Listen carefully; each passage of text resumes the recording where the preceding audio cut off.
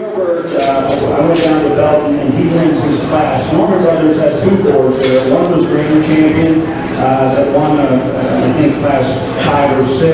This board wins class 3. This was my choice of the Norman boards, primarily because of the sow he's out of. Greg and Grant had shared with me that the mother of this board was their top young sow. She has since went on and raised Justify, and there was another one that she raised just this summer, their judge's consignment. And Greg just told Daryl yesterday that his mommy is now their top red sow. So this is Jail Curry. Well, it's a really unique board, Trevor, Norman, and those guys picked out a handful of really, really good ones they almost had this year.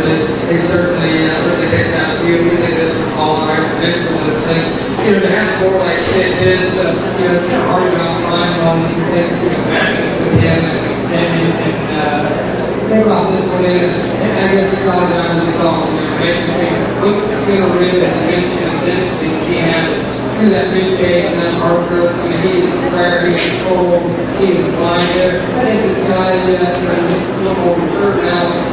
The younger face is really extended and all short, had that head set, that head there, like you see.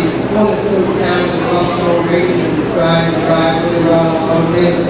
One that can maybe protect him just a little bit, shoot ball in the foot. What we've seen so far, man, females that look like that kind of center dimension.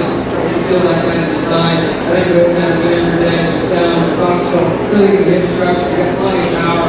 One of the things really, really nice. Nice combination to stick this is